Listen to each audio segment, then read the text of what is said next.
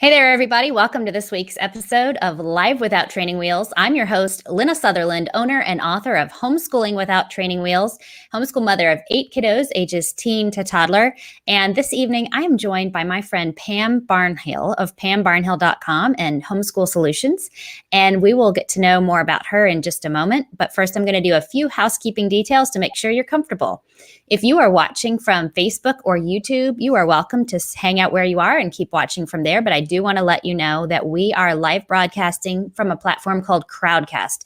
And that's where we're monitoring the comments and the questions and where we'll be answering questions at the end of this episode. So if you're interested in engaging with us in the chat or asking questions, look for the link in the video description and you can hop on over here to Crowdcast and join us inside this live event.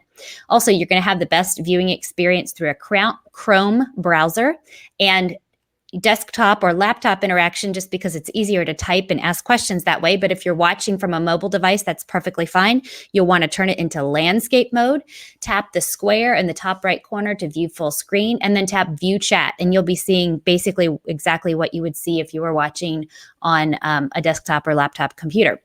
Couple things you'll want to notice right there at the bottom of the screen underneath our faces. There are 2 buttons you'll want to know about. One says polls. If you will click on the polls button, that will give you, it's an anonymous poll, but it's just kind of fun to know who's in our audience tonight and how we're represented. So tonight, I'm curious to know, do you have a life beyond homeschooling? Doesn't have to be business, but just some other hobby that you pursue or some other activity that you make time for during your week? Yes, no, but I'd like to, or no, and I'm fine with that for now, because totally supporting moms from all different perspectives. If you don't have a, business or hobby or something, that is perfectly fine. We're not here to push any particular agenda, but just to support moms who are interested in how to wrap in something like that in their schedules. Also, right next to the polls button, there's a button that says ask a question. We've already got a couple lined up. If you think of anything during our discussion that you'd like to ask Pam, just pop it in the ask a question box. And if you take a look at the questions that have already been asked and you see something that's of interest to you, make sure to upvote it. We usually have time to get to all the questions, but if we don't get to all of them, what we'll do is we'll start with the ones that seem to be of the most interest to the most people. So if you want to hear an answer, vote it up, and that way we'll know that you are interested to hear that. Lindsay says she's glad to be here. We're glad to have you, Lindsay. All right, so let's get to the good stuff. Pam, thank you so much for joining us this evening. Would you just begin by telling us a little bit about yourself, your kids, their ages, and how you got started in this whole business of providing homeschool solutions for folks? Oh my goodness. So my kids are, I have 3. I have Olivia, John, and Thomas, and Olivia is the oldest. She will be 14 in like a couple of weeks, which is crazy. And it's crazy because I'm good. I already have a teenager, but I'm going to have a high schooler for one thing. And like, I'm totally not even thinking about this birthday yet because, it's going to be later in the month before we can celebrate it. So I'm just blocking it.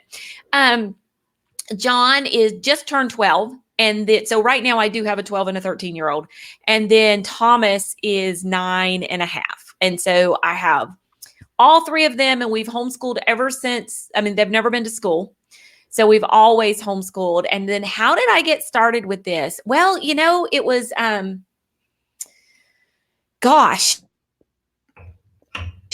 happened organically for a while.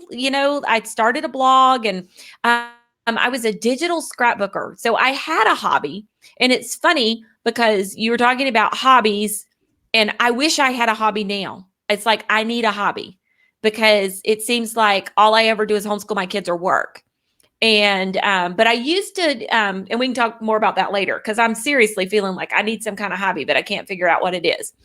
But I used to digitally scrapbook, and I made all kinds of scrapbook pages on my computer, which is why I can't go back to that hobby, because I couldn't ever sit at my computer to do a hobby again, I don't think, And I started a blog about that and started sharing my digital scrapbooking pages. And then as the years went on, I stopped doing the scrapbooking thing. I got another kid, and I don't know, just priorities shifted, I guess, and really kind of threw myself into homeschooling the kids and studying different homeschooling methods and styles and things like that. And so the blog shifted, and I started writing about those kinds of things. And then about 7 years ago, my husband was deployed. Oh, it was 6 years ago. 6 years ago, he was deployed to Afghanistan, and he's Alabama National Guard. So we're not a full-time military family. But I was left at home with a 6-year-old, a 4-year-old, and a 2-year-old that year. And we survived. It was great. And he came home, and we're standing in the kitchen one day, and we're having like so he had gone off and made a little extra money that year. And we're standing in the kitchen, and we're like having things done to the house and everything. And I said something to him about, hey, when we remodel the kitchen. And he looked at me and he says, well, we're not ever going to remodel the kitchen. I said, no, this kitchen has to be remodeled, because it was ugly. And he said, no, he said, I'm going to retire in a few years, and I work for the city, and the government, I'm not ever going to get a big raise or a big bonus or anything. We'll just have to live with this kitchen. And I was like, I don't think so. And so that was about the time that I'm like, maybe I could turn this hobby that I have, this blogging hobby that I have, into more of a business, and then, kind of have a little extra money to do some of the things that I wanted to do, because I was throwing myself so much into the hobby and really enjoyed doing it. But I was like, well, maybe we could turn it into something that'll bless the family as well. And the cool thing about it is the more I've been able to bless my family, the more I've been able to bless other people too. The moms who are working for me and with me on various projects and different things.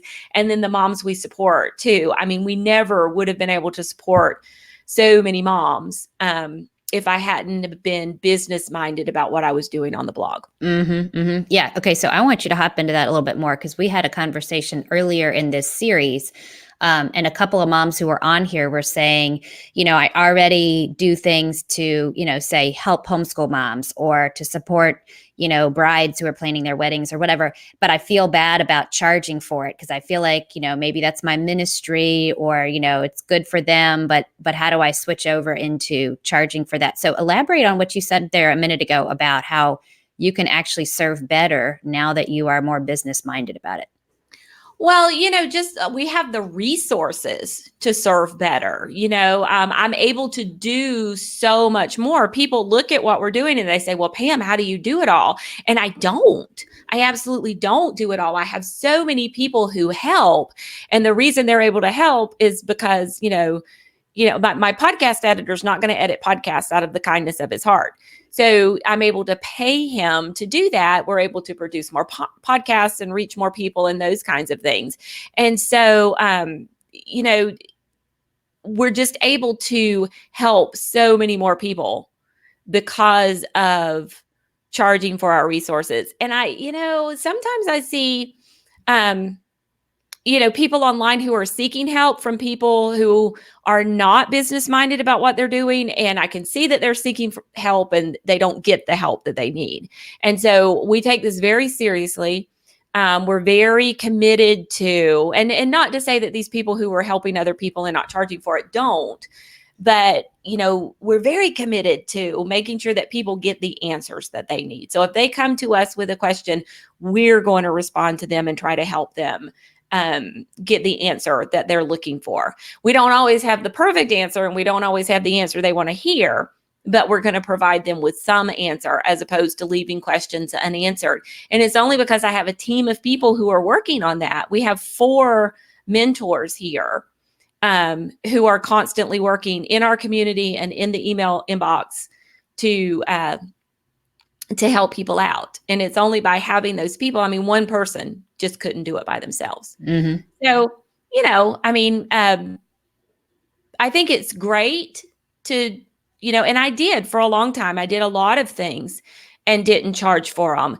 But the other thing too is my family. It's just not fair for me to take a lot of time away from my family and them not see some kind of reward for it. Mm-hmm. And so, to me, as it grew and grew, and I was starting, and we made a very conscious, definite decision, for me to take more time away from my family. It wasn't a step we took lightly. It wasn't something that just happened, but it's got to mean something if I'm going to take time away from them to go and speak or something like that. And so,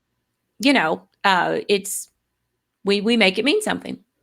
So did you ever experience any, like pushback or growing pains as you shifted from, more of a mommy's always available to, mommy has these times set aside that, I'm not available, or was that ever? From the kids? Mm-hmm. Yeah. Well, yeah, I think so. I mean, kids always want your attention, so whenever they can get your attention. And so like the 9-year-old will come in here a couple times a day and roll around on the floor or something like that. And so, I really try to make it a point to stop and to look somebody in the eye, unless they're just being absolutely ridiculous. And then I tell them to go find their father. But, yeah, because they want that, they want to interact with you. And so the way I see it is I'm here, I'm interacting with them a lot. Mm-hmm. I'm interacting with them more than your average working mom is interacting with her kids. And so, I just try to keep that in mind and not really feel any guilt over that. I can tell you what I did in the early years when I was working more and more before my husband came home, because that's a big thing for us, is we did make the decision for my husband to come home and be here. And that's the other way I get things done. When I travel, I look at it as giving the children the gift of their father. Mm-hmm. Because not a lot of kids get to spend a lot of time with their dads. Dads are off working, and my kids do. But that's the reason that I'm able to leave and not really feel guilty about it, mm-hmm. because they have their dad. And hey, not everybody gets to spend time with their dad. And so you do. He takes them to the nerd store. They play all the geeky games together. They have their movies that they go see and all of that fun stuff. And he can take them on a Tuesday afternoon, and it's wonderful. And so, I think that's a good thing. Now, back in the early days, I really did try to work mostly in the morning, early in the morning, or late at night after they had gone to bed. Or my kids all did activities at the same time. Mm-hmm. So for the longest time when they were in those middle years, and I didn't start this until my youngest was probably about 4, was when I really got started with it. And so, it's like when they're 2, it's really tough. But so he was 4, and they were all doing the same activities, and so they would go to karate together, and they would be at karate for an hour and a half, and I would be working. And then they would all go to gymnastics together. And I worked really hard with that gymnastics place to make sure when they moved up a level that I put them all on the same day at the same time, because that would give me, an hour to work. And so I did a lot of that kind of stuff. I know you have help from family, Lena, that gives you blocks of time to work. And so it's just by doing those kinds of things that you're able to get it done.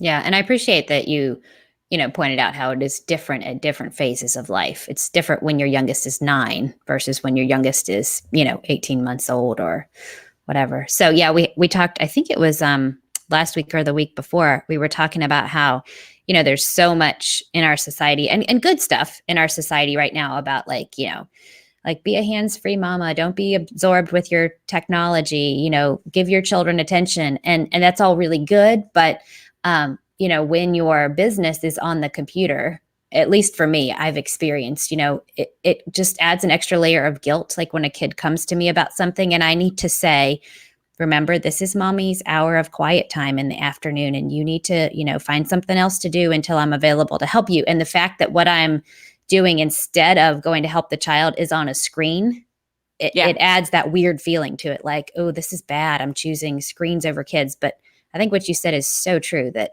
this is not like how I spend my whole day. And the average is that I am with my children a lot, and there is a lot of interaction happening. Yeah. And you know what? There are times that I find myself, so I really try to strike a balance between wasting time on a screen, because I still struggle with that. It's very easy to fall over into doing, there's a difference between getting on Facebook to work and and then all of a sudden, I think it's harder when part of your work is on Facebook because you're constantly having to go there and then suck yourself back out of it.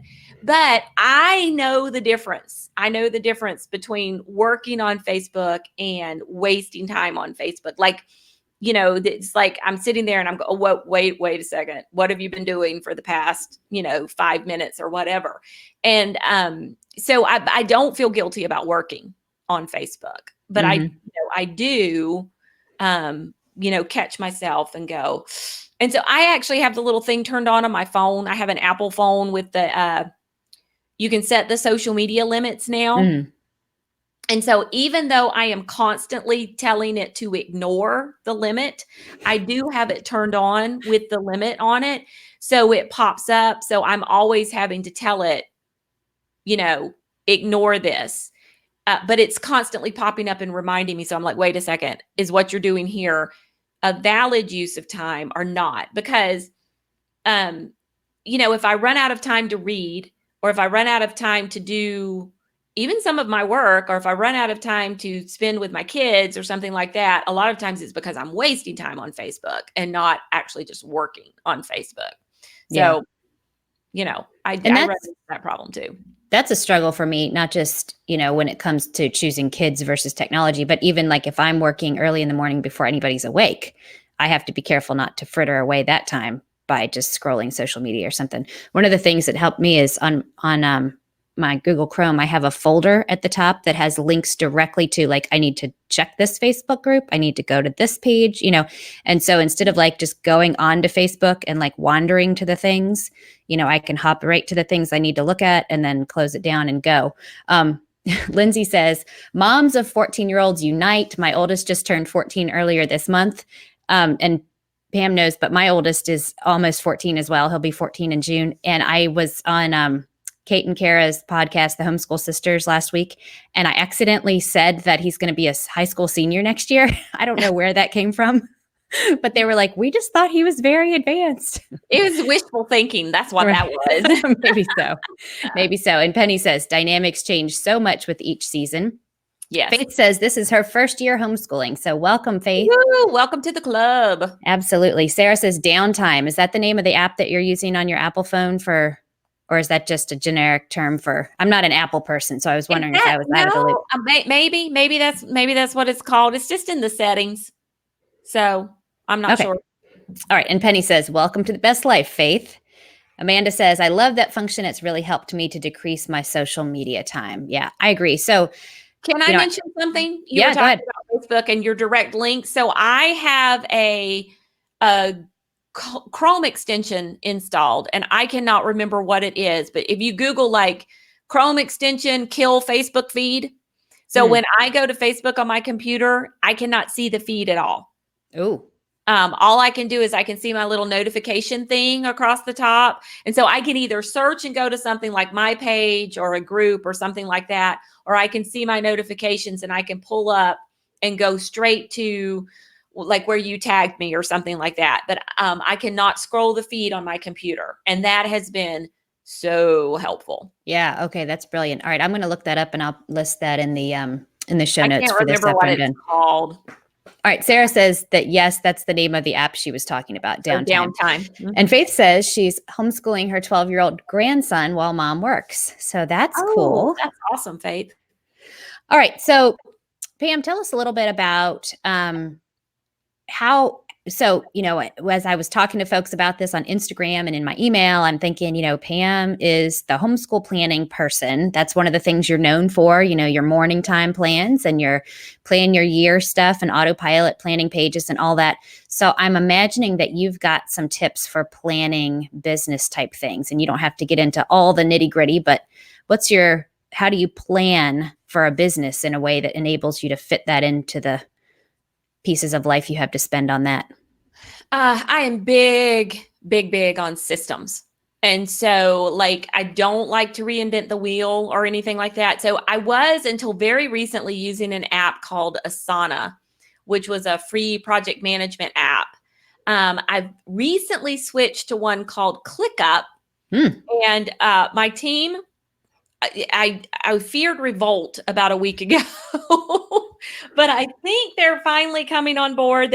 There's one particular functionality they don't like as well as Asana, but I think I'm getting them to come on board. And so, but basically, this project management app allows us to create task and to-do list templates. So, for example, if we're going to make a podcast, there's like, 8 or 9 things that have to be done. Every podcast is touched by like 5 people. Mm-hmm. And so there are 8 or 9 different tasks that need to be done. And we're able to, we follow the same procedure every single time. I mean, I'm huge on procedure list for homeschool planning. And so we do the same thing. So we follow the exact same procedure. We have it all laid out and ClickUp. Everything's assigned to people and the due dates stay the same. So, like if the podcast is due this Tuesday, then all the dates before that fall in the same series of. So it automatically counts backwards for you from what the end date. Yes, it is awesome. Like you change the master due date and all the previous little subtasks due date automatically set up. So I'm able to go in now and in about, I would say, other than doing the interviews, for a month. So in any given month, we might have 5 podcasts. If 2 of them are interview podcasts, it takes me about 2 hours to do the interviews. I have somebody else do the research and write the questions. And then all I have to do is go in and tweak them. Homeschooling mom out of California, 5 kids, making a little extra money for her family by doing that. She does a couple of other little odd jobs for me as well. And, writes great questions. And so then I conduct the interviews. That takes about 2 hours to do those 2 interviews. And then in about another 2 hours, I'm able to go in and set up all of these podcasts, assign them all out, get the audio blogs in there. And so we're talking from me about 4 hours worth of work to set up an entire month's worth of podcasts. And so by creating those systems, when I first started podcasting, it took a lot longer than that. And the same with blog posts and anything we can do that we can systemize and, create a template for, like this is how we did it this time. So next time we want to do it, let's just hit this button and recreate this. And I'm really good at the things we do a lot. I'm not quite as good at doing it as the things we do not as often. And I need to get better about that. It would make my life so much simpler if I did. So one of the pieces of that, as I'm hearing you talk about your planning and your systematizing, you are aware of how much time each task is taking you, which seems like that's a crucial part of your planning. If you're like, well, I've got to do all these things, but how do you know if you're planning 48 hours worth of stuff to fit into, mornings between 5 and 7 or something? Well, and sometimes I miss too. This past weekend I had 4 different videos I needed to make, and I had to make slides for all of them. And I thought, oh, this is going to be easy. I'm going to have all day to work on Saturday. My husband took the kids. He had them doing stuff out there in the house. He took them to the nerd store. They did all of that stuff.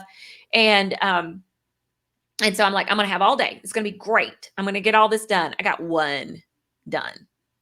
1. So I don't always, get it, but it does help. And I find that a lot of times I will procrastinate on things. And the thing that helps me stop procrastinating is to sit down and write out how much time I think this is going to take. Because most of the time it really doesn't take me quite as long as I think it does. And I just put it off, thinking it's going to take me forever. Yeah. So in my life, and this is, I think, a life phase thing, but I have some times where I can work like really undistracted.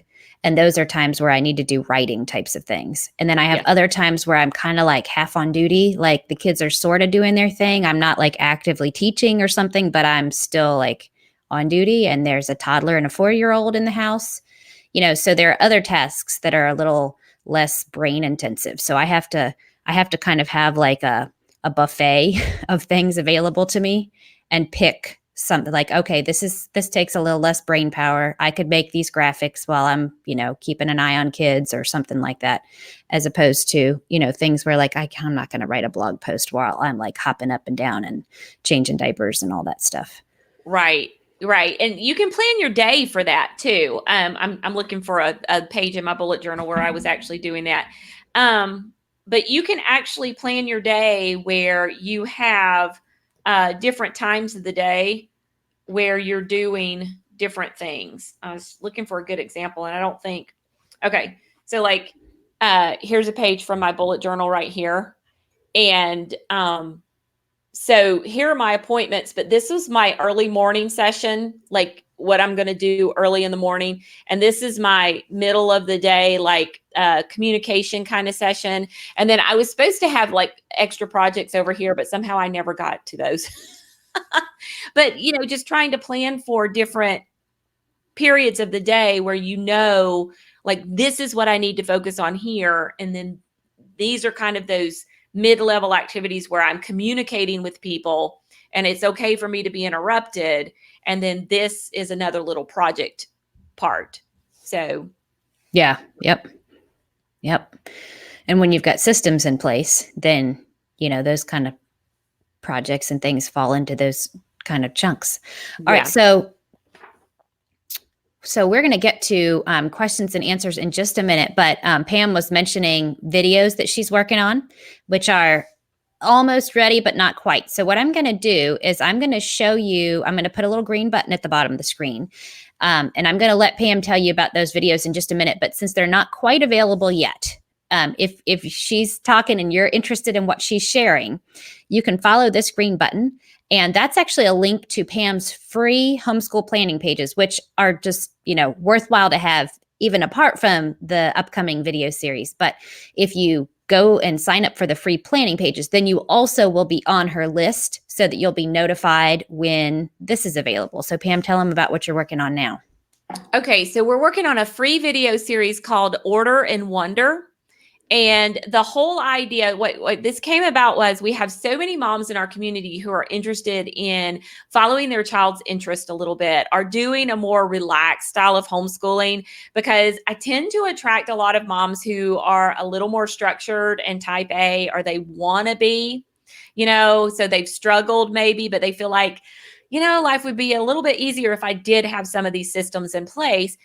But on the flip side of that, I know there's this great big wonderful world out there of exploration we could be doing with my kids. And I forget, like, I'm following the checklist. I'm doing my thing. We have our great little morning time. That's wonderful. That adds some truth, goodness, and beauty to our day. But I forget to do some of the really cool, relaxed things, or following their interests more, or things like that.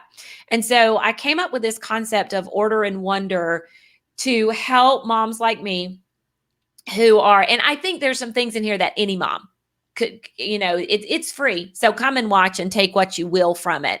But in the first video, we have 3 different ways that you can add more relaxed, interest-based learning to your homeschool.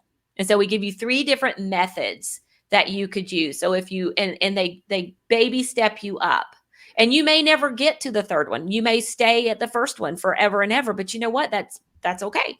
That's what you're comfortable with. That's what you're doing. But there are 3 ways you can baby step into this. And in the second video, now I've got to think about what the second video is about. So the second video is, taking one of your child's interests and creating a procedure list to help them study their interests, but in such a way that if you have to report to the state, or if your husband's like, well, what were you guys doing all day? Or, something like that, you've got a little bit of, they're following their interests, you're communicating with them, and you're talking with them about what are the things that you want to do. How can I support you in doing this? But here's what you're going to do when you're following this interest. It's not just going to be laying on the couch watching Netflix all afternoon. And then the third thing is about ordering your space. What are some different ways that you can order your atmosphere to help bring order and wonder, to bring in that wonder. So that's the order part. We're working on the wonder part. So it's just a 3 video series. We're going to have all kinds of handouts and lists and different ideas and things like that.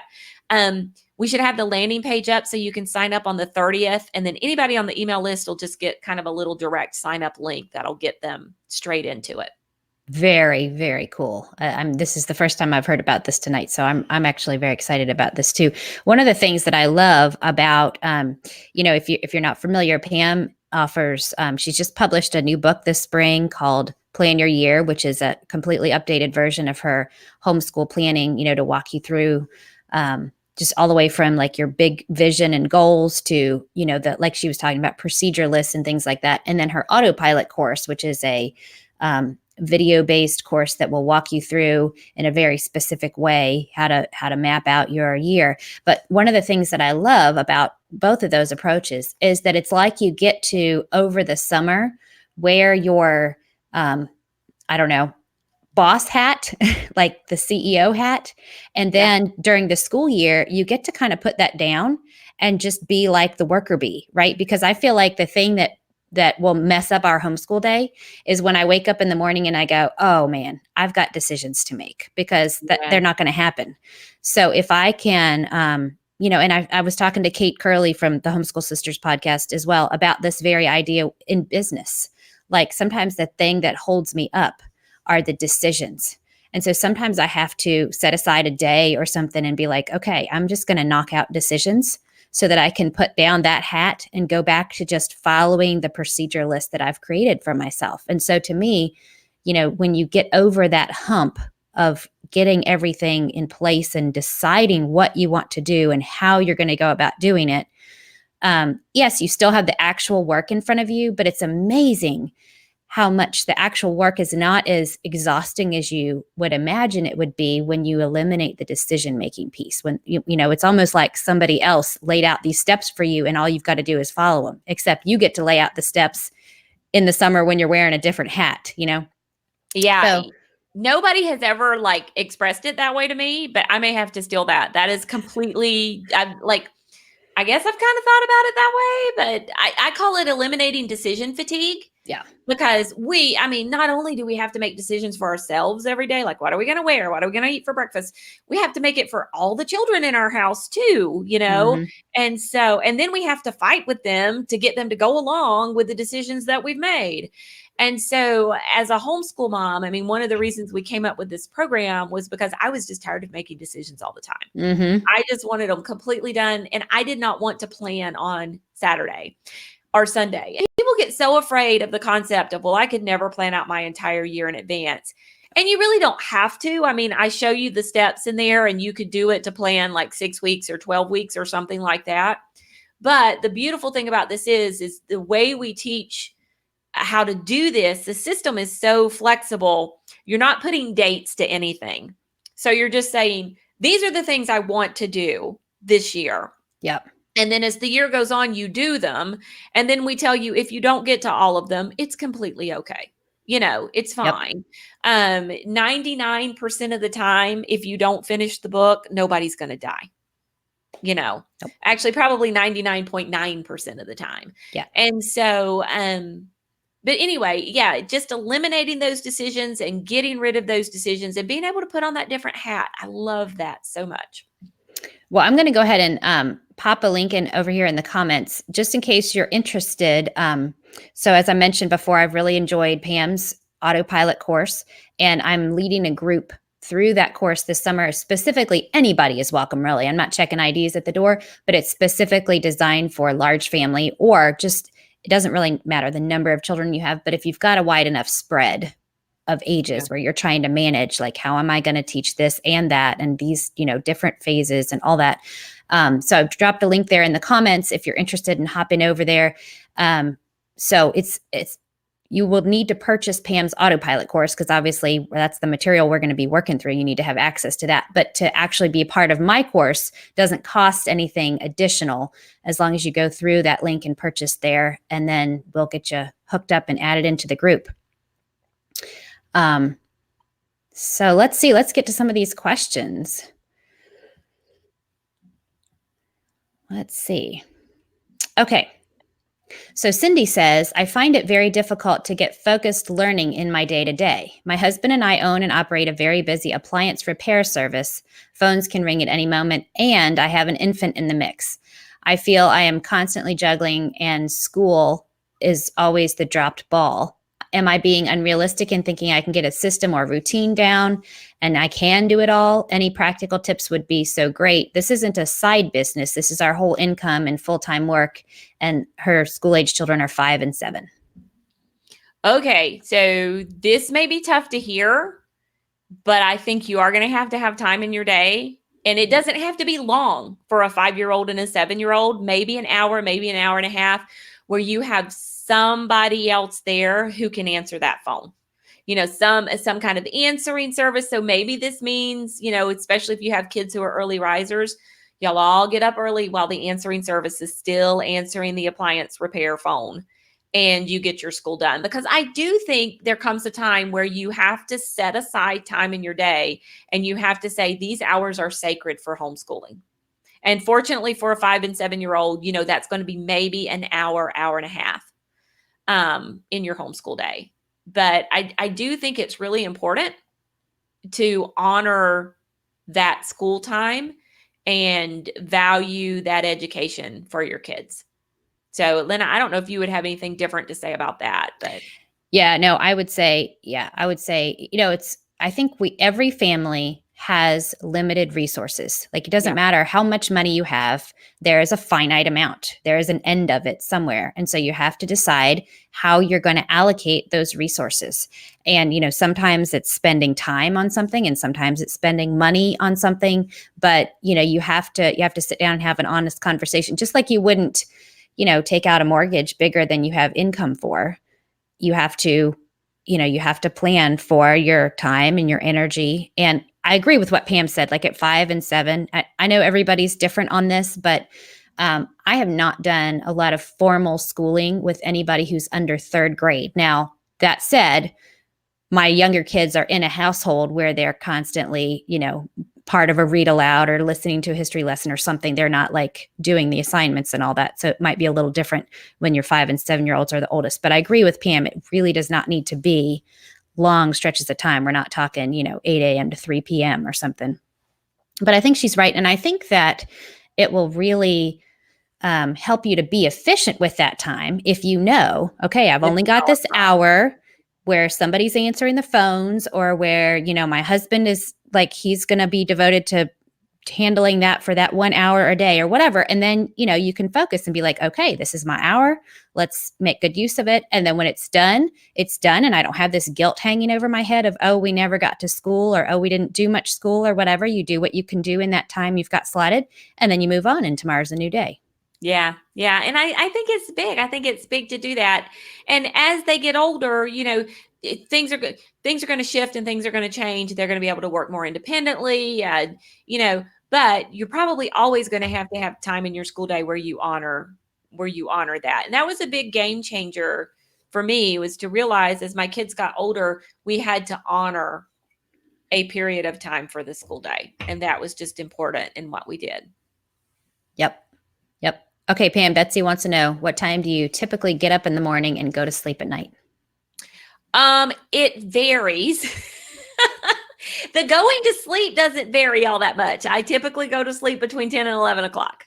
The getting up in the morning varies because sometimes I will get up early to do something, but most of the time I get up early just because I'm getting old and I'm finding it hard to sleep in. It's like, I would like to sleep, but I can't. And so I'll wake up at 4:30 in the morning or 5:30 in the morning. And if you're up, you might as well get up and do something. Mm-hmm. But it goes through little stages. And I don't know. I would love to figure out what it is. And sometimes I take magnesium to try to combat it and things like that. But it just goes through little stages. So right now, I'm not having a problem sleeping in at all. And it's a good thing. It's summer. I can do that. Now, Pam, share a little bit, because you talked about when you were doing, it's one of the series that you went through of blog posts, and you talked about how when your kids were little, it just would not have worked for you to have this idea of I'm going to have 2 hours of uninterrupted time before all the children wake up, and how that would have actually led to just kind of pulling your hair out and bad relationships and stuff. It did for a while. I mean, because, you read about it on the blogs and it sounds so great, but my boys have always been really early risers, you have to stay in bed till 6. I mean, that became the time. And everybody's like, oh, we make them stay in bed till 7 or 7:30 before they can come out, and they get the little clocks. It never worked for us for whatever reason. I don't know why. I think part of the problem is my middle son is a big introvert like I am. And so they were both waking up at the same time, but he really, really, really wanted to be away from anybody else. And so he would wake up earlier and earlier or try to leave the room. That was his alone time. So anyway, I just stopped fighting it. And it just works for us. And so it got to be where 6 before they could get up, but it took a while to get to that. So I was angry. I was angry with them for getting up and ruining my quiet time in the morning and just kind of, and then one day I'm like, well, you're really kind of being a brat about this. You mom were being a brat about it. Yeah, me. Yeah. I was talking to me. Yeah. You're really kind of being a brat about this. And so just get over it. And then before that, I went through the whole period of, I can't believe they're waking me up. And it was, once I gave up on the idea that somehow I deserved sleep, or deserved time alone, and just like rolled with it, then my whole attitude got better about it. And, so I just do what I can and fit in what I can. So I have a little morning routine that I use, and it can be a really short morning routine, or it can be a longer morning routine. And I read my Bible and pray. And like, if I don't have time to do a lot, then I just make it just a little, and I do a little bit of reading in the morning. And if I don't have time to make it a lot of reading, I do really just a little, like, a paragraph. And I have a couple of other little things that I do. And I'm not going to have this big, long, drawn out schedule, every day. But then this morning, my husband and I got to get up and go for a walk. So it was great. Lovely. Love that. Okay. So related, and I think you already talked a little bit about this, but Betsy says, Lynna and Pam, do each of you have a schedule for when you're going to write or work on your blog, classes, etc.? Is your husband home during those times? Yes. Yeah, I do. And I have, if I really, really, really, and this is a time where I will set my alarm to get up early. If I'm working on something like a book or like a class or a talk or something that I'm going to give at a convention, my best time is to get up and do it before I do anything else, because I find a lot of times that I'll get sucked in and find it hard during the day. I mean, my door opens a lot. Kids come in a lot. I'm constantly saying, you could go talk to your father about this. Daddy can pour milk too. It's amazing. It's amazing. It's amazing. And so there's that. And my husband is home now. He's home. I won't say he's home full time because he's in the National Guard. He does that and does quite a bit with that, but he's home quite a bit. Yeah. And mine is probably not as structured as Pam. And part of that is just phase of life, and a husband who's still working, 9 to 5, and probably always will. I think it would drive him crazy to be home. He prefers to go out and have his routine. So that's really not in the goal set for us to bring him home. So for me, I do tend to get up early in the morning. Now, I didn't for a long, long, long time. Like, as long as I was pregnant or nursing or anything, like, I just slept until it sounded like the house was about to fall down and I needed to get out of bed and go manage the chaos. Done that. But recently I've been able to do that, and it's been helpful. I don't think it's the answer for everybody, but that's worked for me. Plus, my husband tends to be like a go to bed early and wake up early kind of guy. So it's been a little bit better for us to be on the same sleep schedule, just logistically. Anyway, but other than that morning time, that's the only time that I'm like almost guaranteed to have a little time. Other than that, like, I might have an hour in the afternoon, but depending on what we're doing, I might not have that, or if the baby doesn't nap, or if the whatever, that might not be there. And then, Tuesday nights when I come and do this at my in-laws' house is really the only time where we have like blocked out on the calendar. Mommy is doing this. Daddy's going to be home with the kids. Other than that, it's pretty much what I can manage with either, getting everybody settled in the afternoon with a quiet activity, or, doing things while I'm kind of on duty, that kind of thing. But I don't have as much time where it's like, oh, these are my work hours, and somebody else is in charge of the kids. So as Pam mentioned, my mom comes every other Thursday. And so I often block out more time to do something Like I might come over here to my mother-in-law's and record some podcast episodes or something while she's there, but I don't have a lot of regular work times. Yeah. And it was like that for me for a long time. And so because I do now, so our schedule looks like we get up in the morning and I like to start school by 9. I'm not going to be dishonest with you and tell you that always happens. Sometimes it's 9:30, sometimes it's 10, but I know the sooner I get started, and it varies from day to day because, like some days the kids go to math tutoring, and then it's just me and the little guy here. So we can get like so much packed in to that time that they're gone and they're doing part of their school somewhere else. And, so it's a variety of things, but usually we're finished by about 1 to 1:30. And a lot of times, like, I won't stop and eat a big lunch. Like somebody will go eat lunch and I'll grab them and pull them back in there, and I won't eat lunch until I stop. But then when I stop and I turn everybody over to Dad, and then I get to come in here and close the door for the most part and work, and then I work until it's time for me to go cook dinner. My husband doesn't cook, so I do have to do that. But that was a long time coming too. It was for a very long time. I was like, can I work? I need to work. This is kind of important.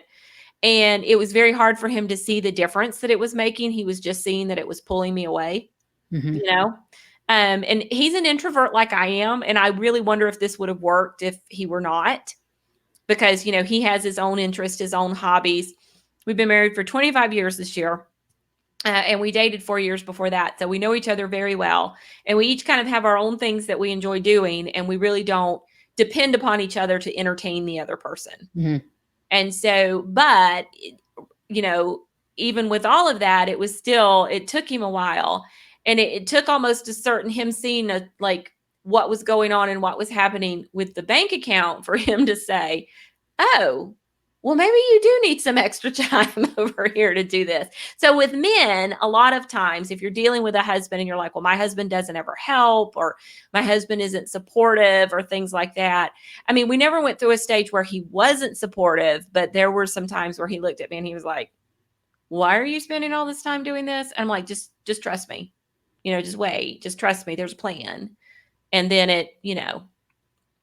it changed. About a year and a half, 2 years ago. And then he's like, oh, okay, go ahead. So. Well, that is encouraging. Very encouraging. Penny says, I like to know that I don't have to do everything in a curriculum or a teacher's manual or a planner. It helps me feel more free. And then I think this is in reference to me sleeping until it sounded like the house was going to fall down. But she said, I did that, Lynna. The house got wrecked, but I felt a little more human. And Amanda also says that the large family homeschool planning sounds great because she's got 6, ages 1.5 to 17. So very similar age range to mine. My oldest is not quite 17, but my youngest is about 18 months old.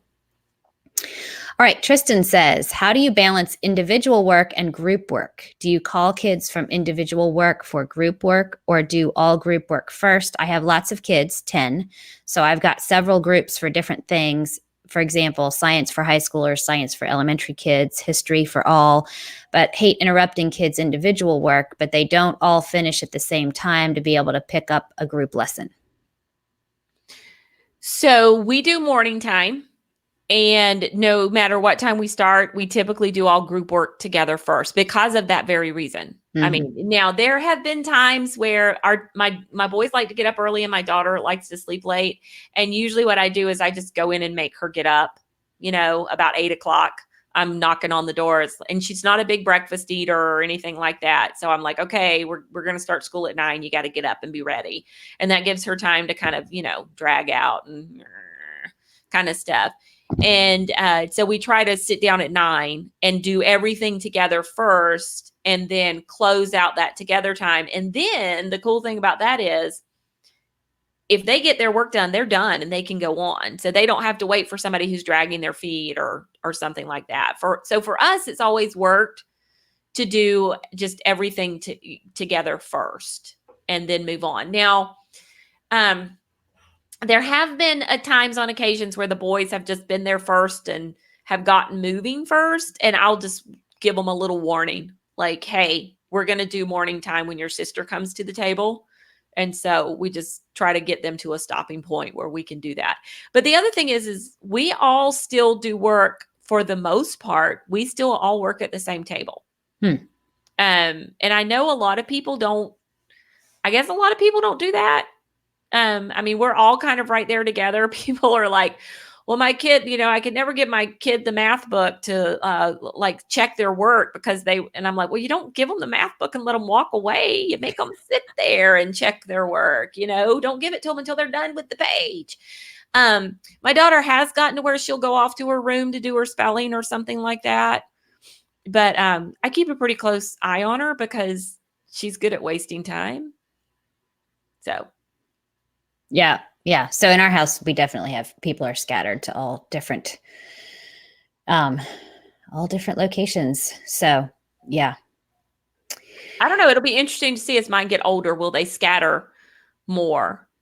But we have about 3 different tables in the downstairs area where they could sit and work if they need to separate, but then they're all like within my line of sight that And truthfully, we don't have an official, like what we call table school, which is basically like our morning time, but we do it at the dining room table. So, it's not like a dedicated school space, which means like you'd have to move your stuff for meal times and that kind of thing. So that's probably part of why people tend to settle in other spots. And my 2 oldest have desks upstairs in their room so they can have their own little space. So, okay. Sarah says, I'm signed up for the large family planning as well, Lena. I've got 9, but 2 graduated. Phew, but still have 6 to school and a 3-year-old in 2 weeks. Looking forward to it. And also doing Autopilot intensive, but she forgets the dates. Oh, I can give her the dates. The 22nd of June is the first one. And July 13th. Well, no. Yeah. Well, yeah, I think it's July 13th. And Amanda says, I still have to have all of mine within sight or they end up doing anything except schoolwork. Yep. Ding, ding, ding. Yep. Ding, I have ding. certain ones of mine that we have to organize that based on kind of like personality type. That's all of mine. Yeah. All of mine have that personality. So you got lucky that you got a couple who don't. Well, so for mine, it's not so much that I have some who aren't distractible. It's that they're distracted by the other siblings more than they're distracted by, like not that, for example, my oldest, not that he wouldn't zone if he's by himself, but he would zone more being with other, especially because I have to keep the toddler and the 4-year-old nearby me and they're not doing anything quiet, right? So if he goes up to his room, he probably is zoning in and out and he probably is not working every moment, but he's almost 14. That's on him. If he's not getting it done, well, you just have to spend a little longer time doing it and getting it done, but he's getting more done than he would if he was sitting in the middle of the circus trying to get it all done. So yeah, that's true. Yeah. I don't have so much a circus anymore. So I have a little bit of a wine choir, but not so much of a circus. Wine choir. Tristan says, mine spread out downstairs, but the oldest goes upstairs for the quiet. We actually have one child who wears noise canceling headphones so he can stay on task while the other noises are going on. That's brilliant. I've given those out before too. Yep. Yep. And Sarah says she's got the dates and oh my, yes, mine too. Lots of complaints over the years. About noise, Sarah, I guess you're saying about being distracted by other people. So yeah, I mean, and it's always been a, just kind of like trial and error and what's working for this season and adapting as you go. Cause I feel like in a family with kids, the only constant is change. Like they are in new phases and people who, before could do something independently. Now they're learning a new skill that requires more mom time or vice versa. They used to need a lot of hand holding. Now they can read more independently or whatever. So there's just constant shifts in needs and all that. So yes, sibling distractions. Yep. Okay. What's fun is when you get the piano and the steel drum going at the same time and they're not playing the same song. Oh no. That sounds like slightly circusy to me. Yeah. Well, maybe not as much as like way 2 different parts of the house, but still it's like, Yeah. And Sarah says there's no quiet corner in her house. So she likes the noise canceling headphones. That is very smart. Actually, I can't do noise canceling headphones. They make me nauseous. Oh, that's interesting. Yeah, I think I have mild tinnitus, so I think it's something to do with inner ear issues. So anyway, it's never a problem in my life, except when my husband, because he thought, oh, when you go upstairs to work, you could use your noise canceling headphones and then the kids won't distract you. And that turned out to be not a good solution. But anyway, I'm glad it works for some people. It does seem like a great idea. Okay, so just to wrap up, as we mentioned before, Pam's got a couple of resources available to you in terms of homeschool planning over the summer, which, by the way, I feel like if you're able to spend time over the summer planning for your homeschool, that really is a big piece of what enables you then during the year to have pockets of time to do business or hobby or something else like that, because you're not like constantly playing catch up with like, oh no, I got to figure out what we're doing next week. I got to, get a bunch of stuff from the library and make a bunch of plans. Not that you won't, always be getting stuff from the library, or at least I feel like I'm always getting stuff from the library. But we have a form for that. So we have a form. Yeah. If you're interested in any of that stuff, really the best way forward is follow that button right there. Hop over to Pam's page and get those free planning forms, which will be useful by themselves. But then you'll, be able to connect with her about the homeschool planning and the videos that she's got coming up, which sound super cool. I can't wait to share those with folks. And then over here in the comments, if you are interested in the large family homeschool planning, it's also in the questions box below if you want to hop over to that link and join us for that. And we will, and I will be sharing some business things over the summer too, if you're thinking, or not necessarily, it doesn't have to be business, but 2 weeks ago, I shared the planning pages that I use for my business. So I'll be sharing those again in the large family homeschool planning, and they are not business specific. So you could use them for, planning your whatever, any goals or hobbies that you're working towards. They would be useful for that. So Pam, thank you so much for taking this evening to join us. Lindsay says, yes, Pam has brilliantly helped me with this over the years, even down to Coco paying as many pages as needed, like maps for our history. Oh, copying. Sorry. I was like, what is Coco paying? Is that like a PayPal alternate? It doesn't have to do with chocolate. It's Coco. It sounds good to me. Copying as many pages as needed, like maps for our history program. So yes, chocolate, all the time. So, okay. Well, thanks for joining us, Pam. And like I said, follow that link, join Pam's email list, and you'll be connected with all of the good stuff that you've heard about this evening. So thank you so much. And thank you all for joining us. The interaction has been fantastic. Great questions tonight, great comments. And we will see you next week. Next week, I'll be back here live doing the workshop about when sibling conflict takes all your time. That's one of my popular workshops, and I'll be offering it again next week. So if you aren't already following me, go up there to where it says Lynna at Live Without Training Wheels, click follow, and then you'll be notified when I'm live next week. So, all right, guys, have a great week. Thanks, Pam. Thanks for having me. Thanks so much.